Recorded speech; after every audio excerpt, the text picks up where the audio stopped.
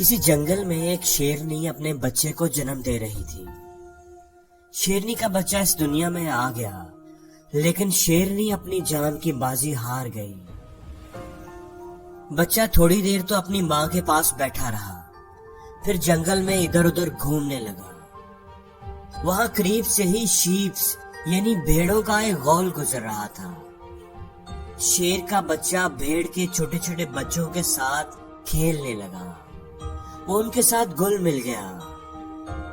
بھیڑوں نے بھی اسے اپنے غول کا حصہ سمجھ کر اپنا لیا، اور یوں شیر کا بچہ بھیڑوں کے اس جھنڈ کے ساتھ سفر کرنے لگا، اس کے اندر ہی پرورش پانے لگا۔ وہ ان کے ساتھ ہی رہتا، ان کی طرح اٹھتا بیٹھتا، حتیٰ کہ وہ ان بھیڑوں کی طرح گھاس پھوس سے ہی اپنا پیٹ بھرتا تھا۔ وہ باقی سب بھیڑوں کی طرح اپنے آپ کو ایک بھیڑ ہی سمجھتا تھا۔ وہ ان بھیڑوں کے درمیان بڑی خوش و خرم زندگی گزار رہا تھا۔ اس کے ذہن میں کبھی یہ خیال نہیں آیا تھا کہ وہ ان سے مختلف ہے یا وہ ایک شیر ہے۔ وہ تو جنگل کا بادشاہ ہے۔ وہ کبھی شیر کی طرح غرایا نہیں تھا، کبھی سر اٹھا کر شان سے کھڑا نہیں ہوا تھا۔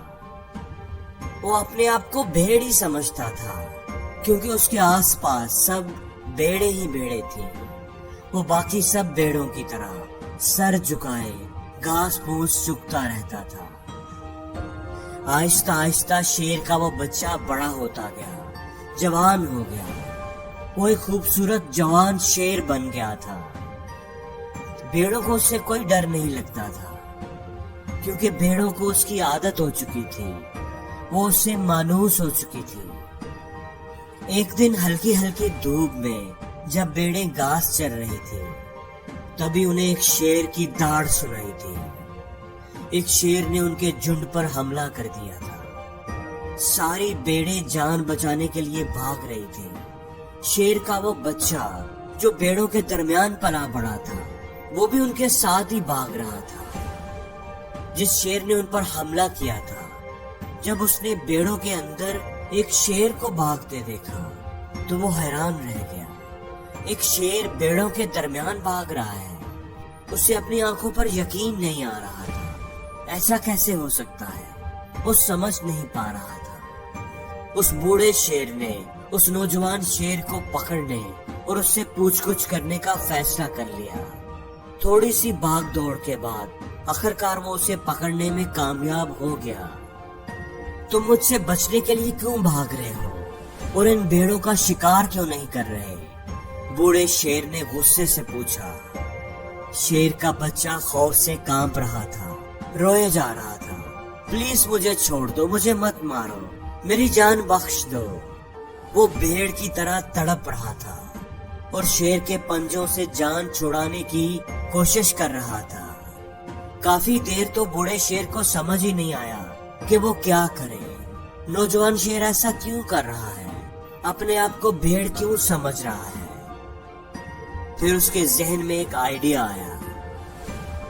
وہ شیر کے بچے کو گھسیٹتے ہوئے کھینچتے ہوئے جنگل میں موجود ایک جھیل کے پاس لے آیا۔ جھیل بالکل ساکن اور پرسکون تھی، بالکل ایک شیشے کی طرح اس میں اپنا عکس دیکھا جا سکتا تھا۔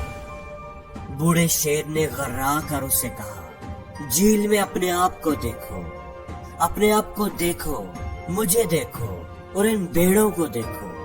دیکھو تم کون ہو؟ کیا تم ایک کمزور بھیڑ ہو یا جنگل کے بادشاہ ہو، شیر ہو؟ شیر کے بچے نے روتے روتے پانی کے اندر دیکھا۔ پانی کے اندر اپنا چہرہ دیکھ کر وہ حیران رہ گیا۔ پہلی بار وہ اپنے آپ کو دیکھ رہا تھا۔ وہ کبھی اپنے آپ کو، کبھی ساتھ کھڑے شیر کو اور کبھی بھاگتی ہوئی بھیڑوں کو دیکھتا۔ اسے حیرت ہوئی کہ وہ تو بھیڑ کی طرح نہیں دکھتا، بلکہ وہ تو پورے کا پورا شیر کی طرح دکھائی دیتا ہے۔ اس شیر کی طرح جس کے ڈر سے وہ بھاگ رہا تھا۔ اب اسے سمجھ آئی کہ وہ تو اپنی طاقت کو پہچان ہی نہیں پایا تھا۔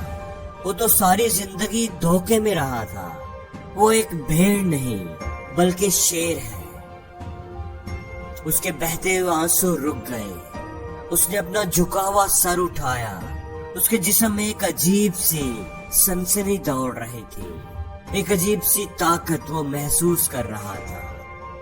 ایسا احساس پہلے کبھی اس کے اندر نہیں جاگا تھا.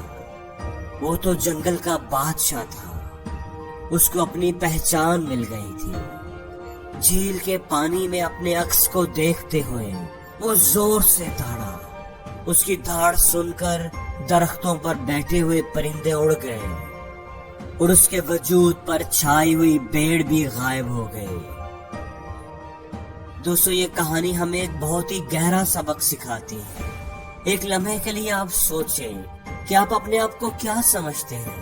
اپنے بارے میں، اپنی صلاحیتوں کے بارے میں آپ کا کیا اندازہ ہے؟ کیا آپ خود کو ایک ایوریج انسان سمجھتے ہیں؟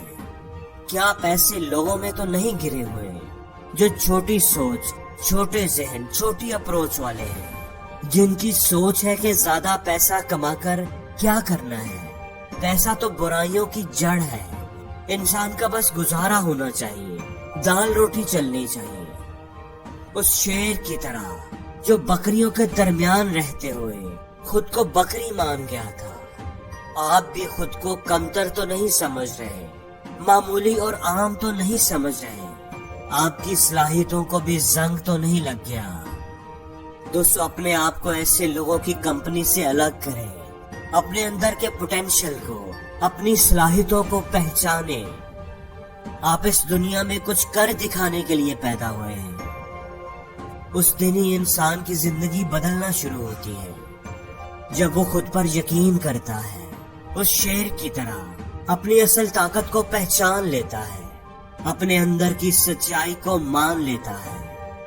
جب وہ بھیڑوں کے جھنڈ سے الگ ہوتا ہے، جب وہ اپنے راستے پر اکیلا چلتا ہے اور پھر دنیا اس کے پیچھے چلتی ہے، اس کے قدموں کے نشان ڈھونڈتی ہے. اور زندگی میں ہر روز کچھ نیا سیکھو، نیا سوچو، نیا کرو.